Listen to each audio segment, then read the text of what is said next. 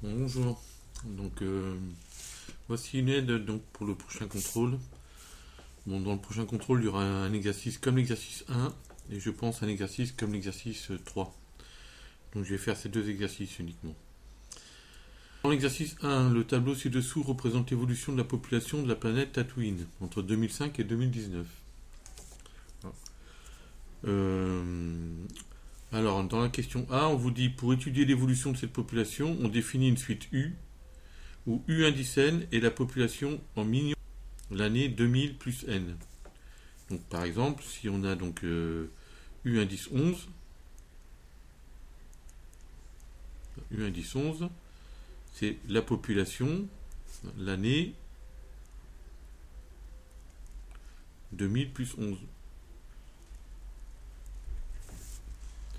Donc c'est la population l'année 2011. D'accord? Donc ici on a l'indice 11. D'accord? Et U indice 11 est égal à 194 millions. Donc ici la réponse est U indice 11 égale 194 millions. Ou vous pouvez l'écrire en toutes lettres, 194 millions comme ça. Ou encore 194 fois 10 puissance 6. Bien, on passe à la question B.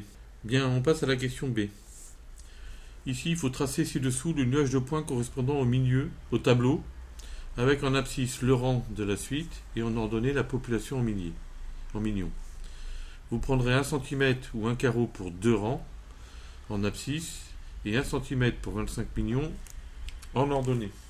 Alors, donc, pour tracer donc, le nuage de points correspondant au tableau, eh bien, on doit tracer donc un repère. Comme la population et le rang sont tous les deux positifs, je mets donc l'axe, l'origine du repère en bas à gauche. D'accord? On nous dit que 1 cm ou un carreau vaut 2 rangs en abscisse. Donc ici, je vais de 2 en 2. D'accord? Je n'oublie pas de labelliser, de donner le nom de l'abscisse. En abscisse, on a le rang. Et je n'oublie pas aussi de donner le nom de l'axe des ordonnées. On a en ordonnée la population en millions. Ok? On nous dit également que en ordonnée, on a 1 cm pour 25 millions. Donc ici, chaque centimètre vaut 25. Ok? Ça nous permet ici de graduer l'axe des ordonnées. Alors je ne mets pas toutes les graduations, sinon je ne vois plus rien. Je vais aller de 100 en 100. Alors là je me suis trompé. Là j'ai 150. Voilà. Alors maintenant je dois donc mettre les points qui correspondent donc aux valeurs du tableau. Je sais que pour l'indice 5, pour le rang 5, j'ai une population en millions de 50. Donc ici 1 cm c'est 2 rangs, donc le rang 5 ça va être donc 2 cm et demi. Donc le rang 5 est ici. Et pour le rang 5, j'ai une population de 50 millions. Donc ça va me donner ce point-là. D'accord? Ensuite, pour le rang 7, j'ai une population de 80 millions. Alors si je veux 80 millions, c'est à peu près, donc un peu au-dessus de cette ligne-là. Si je veux le positionner correctement, et bien là j'ai besoin de brouillon. Et je dois faire une règle de 3. C'est-à-dire que je dis que sur l'axe des abscisses, 25 cm correspond 25 millions, excusez-moi, correspond à 1 cm.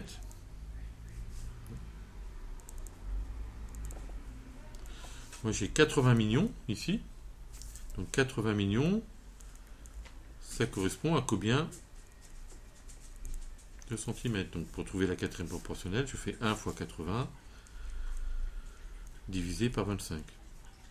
Donc je fais 80 divisé par 25. Donc je trouve 80 divisé par 25 égale 3,2. Donc 80 millions correspond à 3,2 cm. Donc ici pour 7, j'ai 3,2 cm. Donc 7, c'est ici, c'est 3,5 cm. Et donc là, je mets 3,2 cm pour 7. Ça me fait ce point-là. Et ainsi de suite. Donc ici, je vais passer donc au rang 8. Au rang 8, j'ai une population de 100. Donc ça, c'est très facile pour le rang 8. Une population de 100, ça me donne exactement, je suis à cette gradation-là. D'accord ?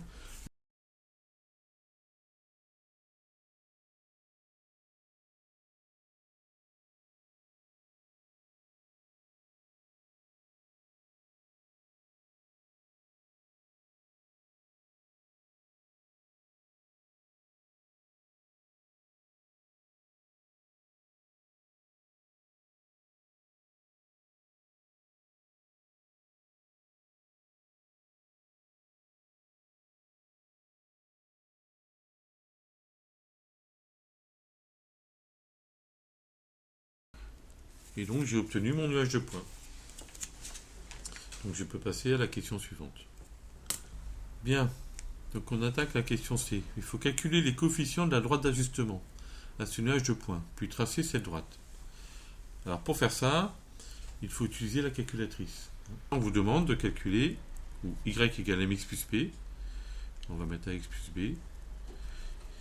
Et on vous demande de calculer à la calculatrice le coefficient de linéarité et l'ordonnée à l'origine. D'accord ?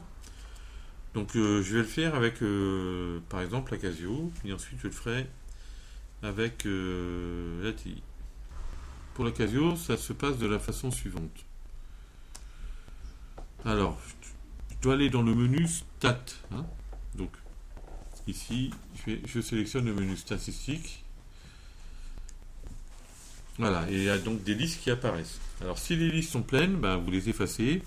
Alors pour les effacer, le principe est très simple. Hein. Ici, vous avez un menu. D'accord ? Et ici, vous avez les touches correspondant à ce menu. Donc par exemple, ici, vous avez une flèche. Ici. Ça signifie que si j'appuie sur F6, je vais décaler le menu. Vous voyez ? Et ici, vous voyez, j'ai le menu Del All. Donc ça signifie, vous voyez, si je fais par exemple, ici je mets des noms dans la liste 1, des valeurs. Del All, c'est supprimer tout. Donc Del All, c'est en dessous de c'est au-dessus de F4. Si j'appuie sur F4, je demande à supprimer tout dans la liste. Alors on me demande de confirmer, oui F1, je fais F1 et voilà, j'ai tout supprimé. Alors dans la liste 1, je vais mettre ici tout ce qui est rang. Et dans la liste 2, je vais mettre la population en millions. D'accord ? Donc allons-y. Donc le rang, ça commence par 5.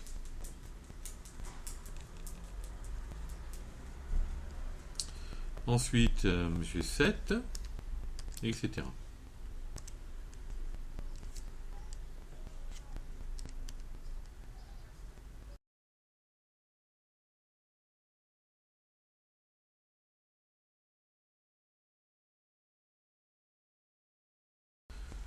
Donc j'appuie sur F2 pour demander un calcul. Alors, la droite d'ajustement s'appelle aussi la droite de régression. Donc régression, vous voyez, droite de régression, c'est au-dessus de F3. Donc j'appuie sur F3. Et ensuite, je veux AX plus B, donc j'appuie sur F1. Donc, voilà. Pour avoir AX plus B. J'appuie encore sur F1. Et j'ai le coefficient. Donc je trouve que A c'est égal à 22,4 et B est égal à moins 68,3 si j'arrondis au dixième. Hein. D'accord ? Donc je peux écrire ici que A est égal à 22,4 et B est égal à moins 68, alors j'ai moins 68,26, je arrondis à 0,3. D'accord ? Ça c'est arrondi au dixième.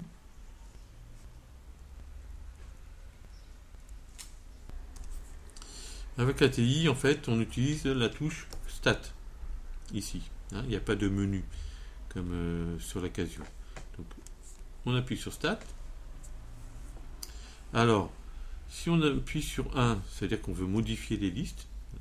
Alors vous voyez là, j'ai déjà une liste ici. Hein, et la liste 2 n'est pas remplie. Ok. Alors je vais effacer la liste 1. Donc pour effacer la liste 1, je réappuie sur Stat. Et ensuite je vais sur le menu numéro 4, effacer liste. Donc j'appuie sur 4. Et la liste à effacer, c'est la liste L1. Donc je fais seconde 1 pour avoir L1 et je fais entrée. Donc maintenant je peux entrer les listes. Je fais donc Stat, modifier. Et la liste 1 maintenant est vide, puisque je l'ai effacée, et je la remplis donc avec le rang de la suite.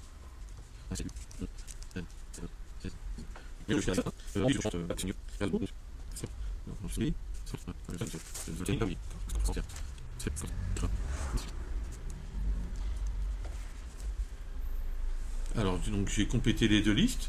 Donc je reviens maintenant donc à Stat, la touche statistique. Et là donc je veux effectuer les calculs. Donc je ne me mets pas dans le menu Edit. Je vais me mettre dans le menu Calc de la calculatrice. Donc, j'utilise les flèches pour arriver sur Calc. Et ici, je vois que donc dans le menu Calc, vous avez donc à la 4e position un Regline à x plus b. Donc ce qui correspond à trouver les coefficients donc, de la droite d'ajustement ou de la droite de régression. Donc j'appuie sur 4. Alors la liste des en abscisse c'est la liste L1, la liste en ordonnée c'est la liste L2. Voilà, donc j'ai plus qu'à demander le calcul. Donc je souligne calcul, j'appuie sur entrée et j'obtiens les coefficients comme tout à l'heure. Alors on nous demande ici de tracer la droite. Alors on a l'expression de la droite, c'est y égale à 22,4 x moins 68,3. Y c'est la population en millions et x ça correspond au rang de la suite. Alors pour tracer la droite, c'est très simple, on va choisir un rang de la suite. On va prendre par exemple x égale 4. Pour x égale 4, y est égal à 22,4 fois 4 moins 68,3. Ça nous fait y égale, si on fait la calculatrice, 22,4 fois 4 moins 68,3, ça me fait 21,3 millions. Voilà, donc ici ça me permet de tracer un point de la droite. Pour x égale 4, alors je vais le tracer en rouge. Pour un rang est égal à 4. On a y égale 21,3. Alors 21,3 divisé par 25, ça me fait à peu près 0,9 cm. Donc ici, j'ai ce point-là de la droite, 0,9 cm. Voilà un point de la droite. Ensuite, ici, donc je prends x égale 10 par exemple, ou x égale 12. Je vais prendre x égale 12 pour changer. Donc pour x égale 12, y égale 22,4 fois 12 moins 68,3. Donc je fais le calcul et je trouve 200,5. Donc quand le rang est égal à 12, la population est égale à 200,5 millions. 200,5 divisé par 25 est égal à 8 cm. Donc ici, pour un rang égal à 12, j'ai 8,2 cm. Donc je prends un rang égal à 12, 8,2 cm, non 8 cm, ça fait 8,02. Voilà, donc j'ai deux points de la droite, je peux tracer ma droite d'ajustement de ce nuage de points.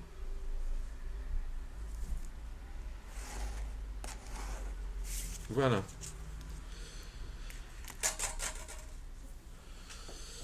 Alors on passe à la question D. Hein. On veut estimer la population en 2025.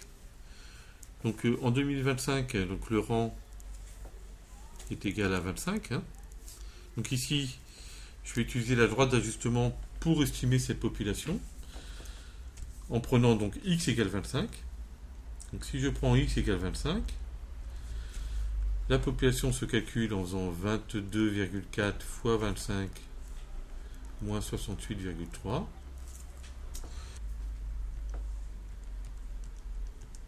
On trouve 491,7. Donc la population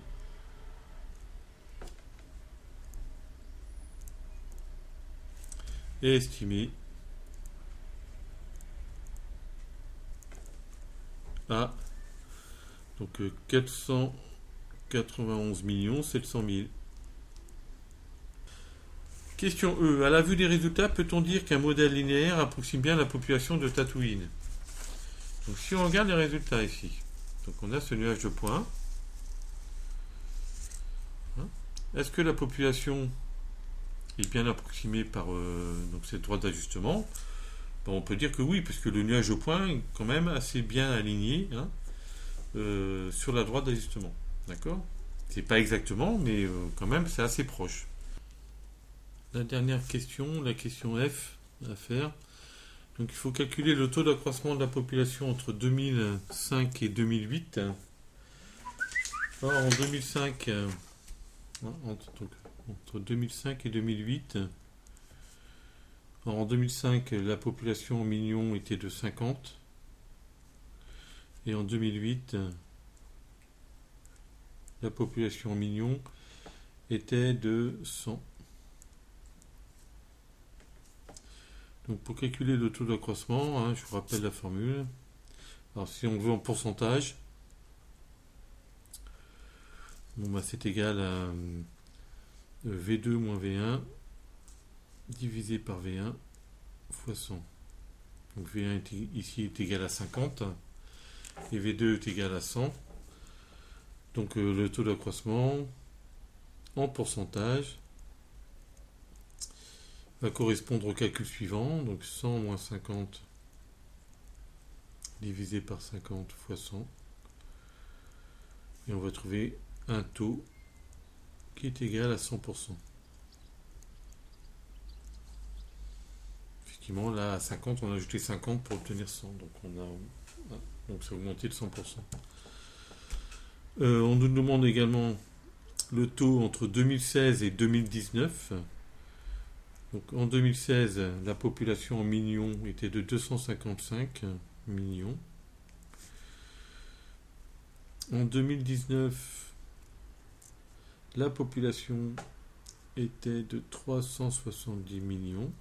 Donc le taux en pourcentage se calcule avec la formule 370 moins 255 divisé par 255 fois 100. Alors si je prends la calculatrice, je trouve donc alors attendez, 370 moins 255 divisé par 255, donc je trouve 45%, arrondi à l'unité près.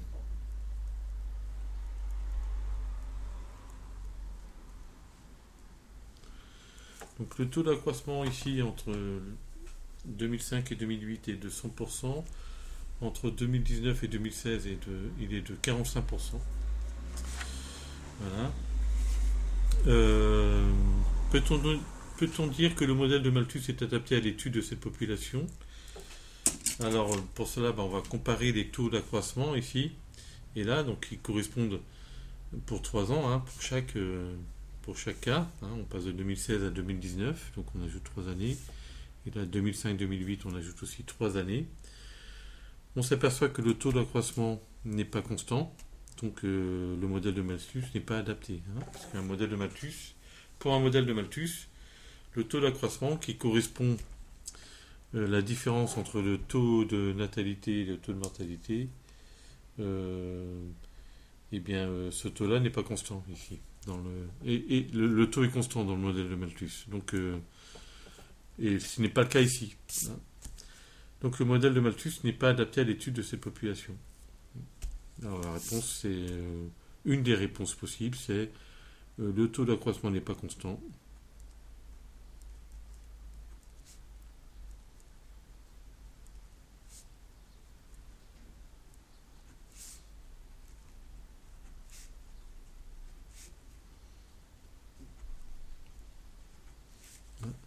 Contrairement au modèle de Malthus, quoi. Donc, le modèle de Malthus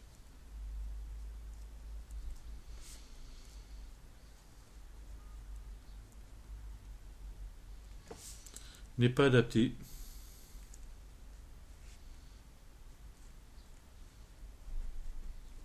pour l'étude de cette population.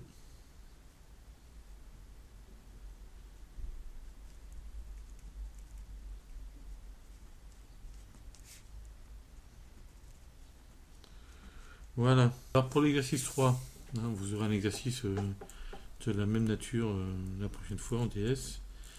L'exercice 3 est le suivant. La Bibliothèque nationale de France contient 15 millions de livres. Chaque livre contient en moyenne 400 pages de texte numérique. Et chaque page contient en moyenne 500 caractères. Calculez l'espace nécessaire en gigaoctets pour stocker l'ensemble des œuvres de la Bibliothèque nationale de France. Vous donnerez un ordre de grandeur. Alors, pour ça, il faut juste savoir que un caractère correspond à peu près à un octet, un caractère ASCII. Un caractère, c'est à peu près un octet. Alors ici, donc, on a les livres font en moyenne 400 pages qui ont en moyenne 500 caractères chacune. Il y a 15 millions de livres. Donc pour savoir combien de caractères il y a, ou combien d'octets il y a, puisque un caractère est égal à un octet, je fais 15 millions.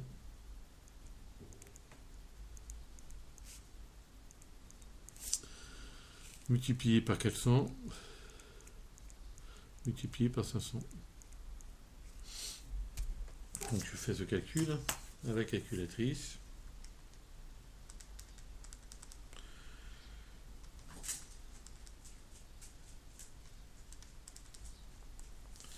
Donc j'obtiens 3, 10 puissance 12.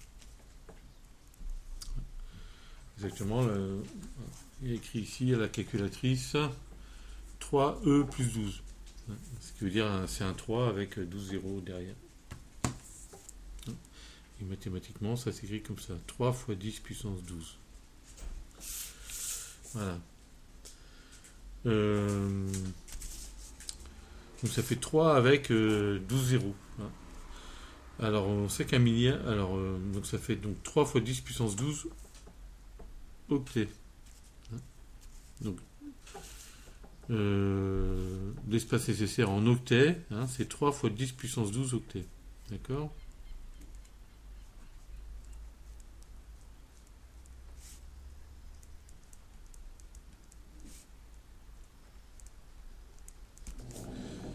Alors on veut ici l'espace nécessaire en gigaoctets. Alors ce qu'il faut savoir, c'est que 1 gigaoctet, c'est égal à 1024 mégaoctets. D'accord ? Et 1 mégaoctet, c'est égal à 1024 octets. Non, kilooctets, excusez-moi.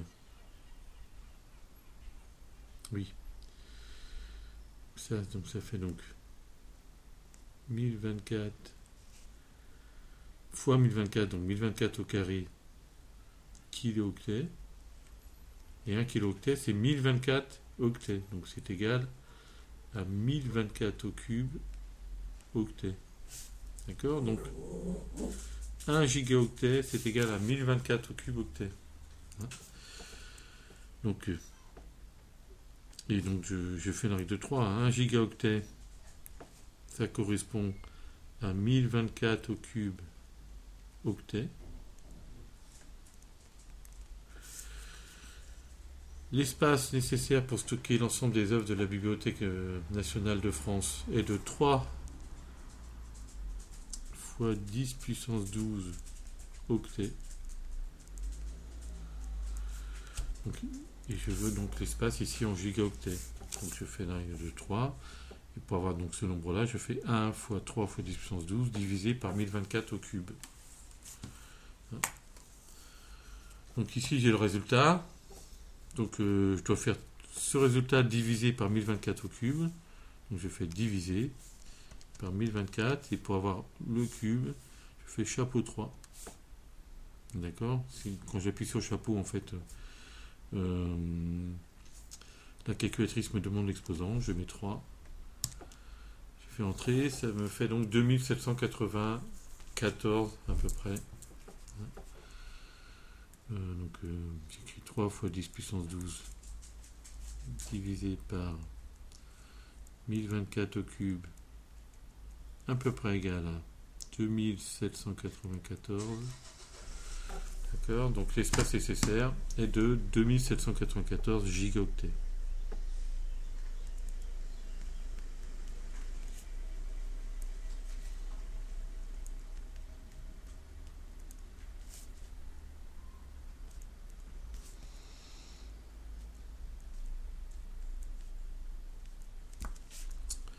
Voilà.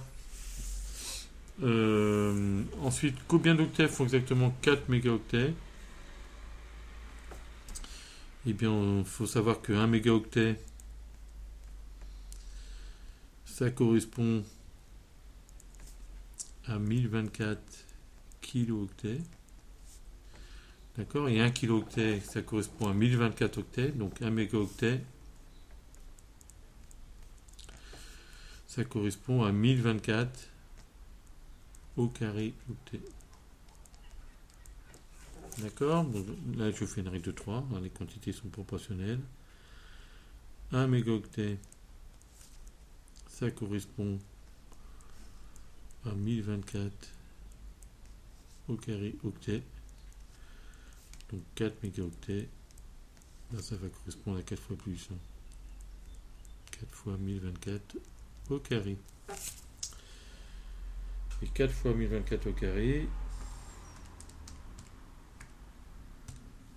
c'est égal à 4 194 304. Donc la réponse c'est 4 mégaoctets font 4 194 304 octets.